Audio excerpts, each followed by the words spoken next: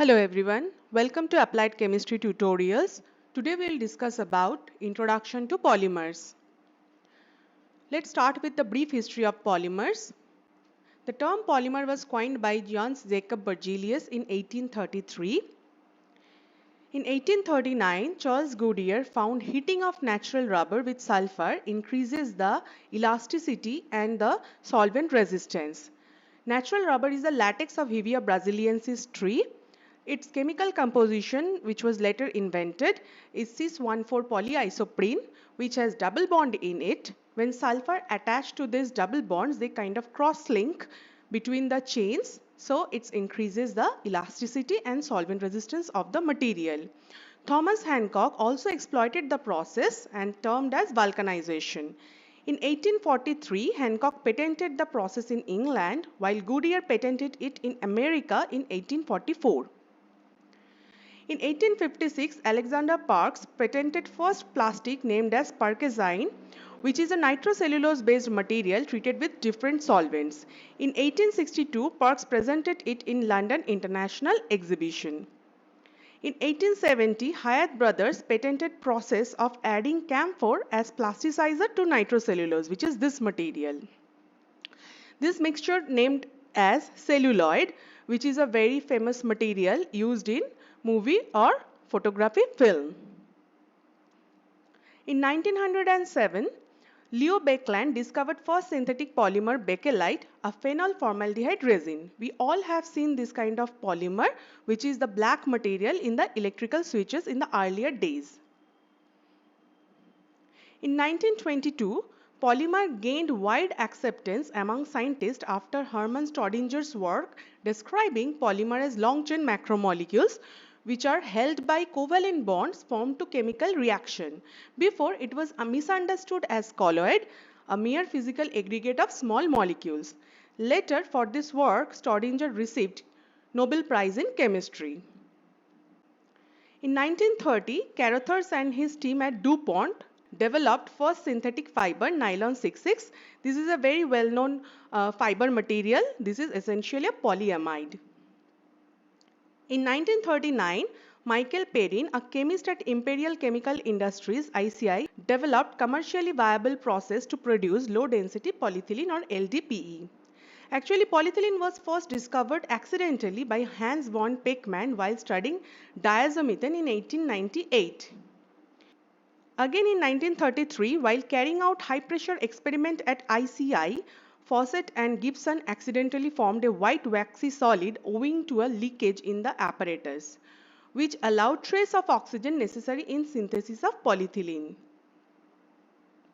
Finally, in 1939, Michael Perrin helps to make the process viable to produce LDPE in commercial scale.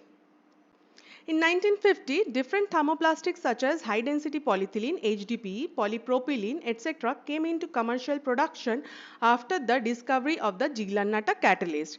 Later, Ziegler and Natta received Nobel Prize in Chemistry for this work. This is the very significant discovery in the history of polymers. There were before and later more polymers were discovered, which we cannot cover all in this lecture. Next, moving on, what are polymers? Poly means many, mer means unit. That means polymers are very large molecules made up of small unit called monomer. Monomer repeats itself for a very large number of times to form polymer. For example, polyethylene, which is a C double bonded C compound, 4 hydrogens are attached to the carbons.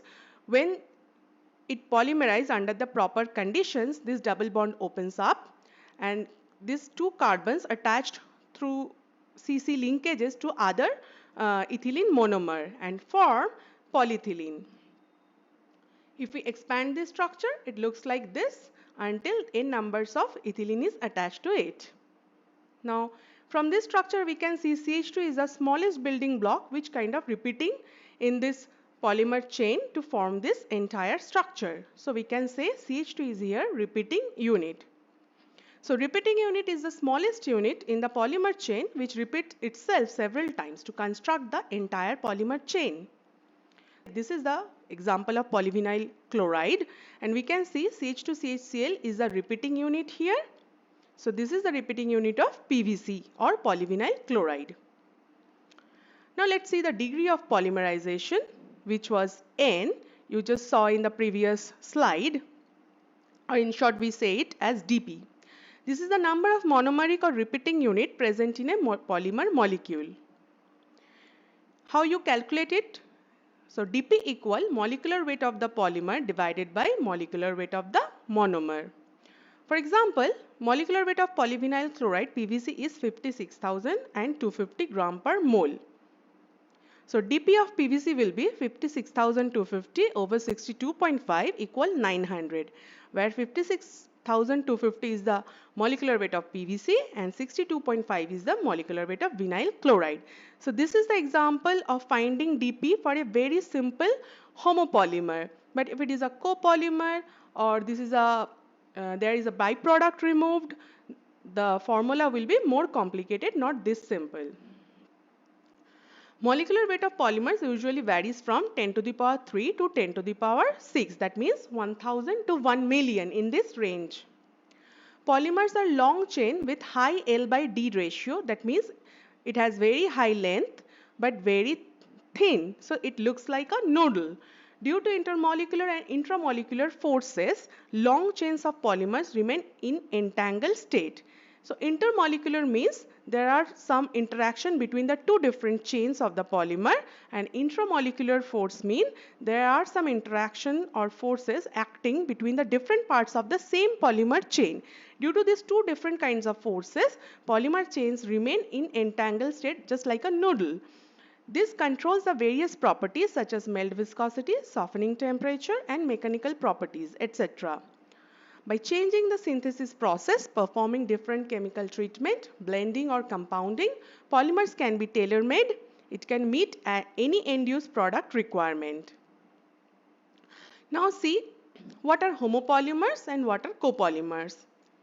Homopolymers have only one type of monomer present in the polymer chain. Suppose for example, this styrene, when gets polymerized under proper condition, the double bond open up, the single bond this extended to make the backbone and create the polystyrene. So this is an example of homopolymer. In copolymer, more than one type of monomer present in the polymer chain. For example, when ethylene and vinyl acetate, these two type of monomer, they react with each other, their double bond open up and they attach with each other. They form this polyethylene co-vinyl acetate. Here M moles of ethylene reacted with N moles of vinyl acetate. So this M and N are coming from the mole number. Now how the M and N will occur, like what will be the sequence of ethylene or vinyl acetate unit in the polymer chain, depending on that, this copolymer can be classified into 4 different categories. Let's assume that ethylene part as A and the vinyl acetate part as B. So therefore, for the alternating copolymer, the A and B will appear alternately throughout the polymer chain. For the random copolymer, A unit and B unit will appear randomly. There will be no sequence in it. For block copolymer, A's will appear as block followed by blocks of B and then followed by A like this. And the last category, for the graft copolymer, there will be the main chain will be constructed by one of the repeating units, say A, and from that main chain there will be another main chain hanging from there, forming the graft that is here constructed by B unit. So this is called graft copolymer. Moving forward, let's see another 2 different types of polymers, which are addition polymer and condensation polymer. Let's see what are those. Small molecules like olefin, vinylic monomer, etc. possessing double bonds can undergo addition or chain growth polymerization. Double bonds of the monomers open up, creating 2 free valences and join with other monomers to form CC linkage along the main chain. For example, N moles of propylene are there. Now propylene has CH2 double bond CH in it. Under proper polymerization condition, this double bond open up and the CC connect with other carbon atoms of the propylene monomer, creating the polypropylene chain. Examples are polyethylene, polypropylene, polyvinyl chloride, polystyrene, polymethyl methacrylate, etc. Abbreviations are provided in the parentheses. Okay, for condensation polymer or step polymerization, it occurs between bi or polyfunctional monomers with OH, COH, NH2, NCO functional groups. Monomers react stepwise to form dimer, trimer, tetramer and so on until it reaches the target molecular weight. That's why it is called also step polymerization. During the polymerization, it generates COC or CNC linkages. It's not like only CC linkage as for the addition polymer. For example, in terephthalic acid, functionality is 2 because there are 2 carboxylic acid groups present. And for ethylene glycol, the functionality is also 2 because there are 2 hydroxyl group present. When they react with each other under proper condition, water removed and polyethylene terephthalate formed. Now you can see COC linkages is formed and also byproduct water is removed. Examples are nylon, polyethylene terephthalate, polyurethane, phenol formaldehyde, etc. The next category is thermoplastic and thermoset. Based on the thermal response, the polymers are subdivided into this category, thermoplastic versus thermoset. Thermoplastic can flow easily and repeatedly on application of thermal energy without much change in their properties. Weak intermolecular forces hold the chains together, helps to hold the shape in room temperature.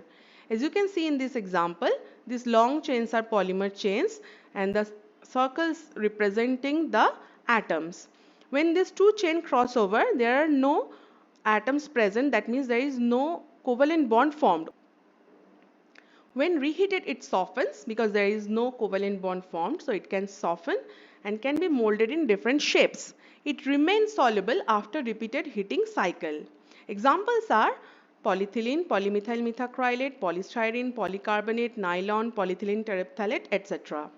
For the thermoset are soluble and can flow in their initial stage of formation, but once they got cured, they are set in their shape. They cannot flow again. During curing process, some strong covalent bonds form results in cross-linking of polymer which become insoluble and cannot flow upon reheating. So similarly, in this example, this long chain represents the polymer chain and the circle represents the atom in it. And when these two chains cross over, there is a red atom which is indicating there is some cross-linked form. So once the cross-linked is formed, that means it is cured, it cannot reflow. So cannot be molded after that. Examples are epoxy resin, polyurethane, vulcanized rubber, phenol formaldehyde, melamine formaldehyde resin, silicone, etc. Then based on the ease of processing, cost, polymers are subdivided into commodity polymer and engineering polymer. Commodity polymers are low cost, easy to process polymers, so produced in high volume. They have comparatively weak mechanical properties. This is used in regular purposes such as packaging, containers, disposable items, kitchen appliances, toys and everyday consumer products, etc. Examples are polyethylene, polypropylene, polyvinyl chloride, polystyrene, polymethyl methacrylate, etc. Now, engineering polymers are expensive materials with better mechanical and thermal properties produced in low volume to meet the specific criteria of the end products. It is used for high strength, heat and corrosion resistant applications such as car parts, electrical equipment, medical applications, etc. Examples are polycarbonate, polyether ether ketone, polytetrafluoroethylene, nylon, acrylonitrile butadiene styrene, etc. Okay, this is all for today's topic. Please stay tuned with us for the next polymer topic, which will be a detailed classification of polymers. If you like this video, please give it a thumbs up, share and subscribe to our channel. Thank you.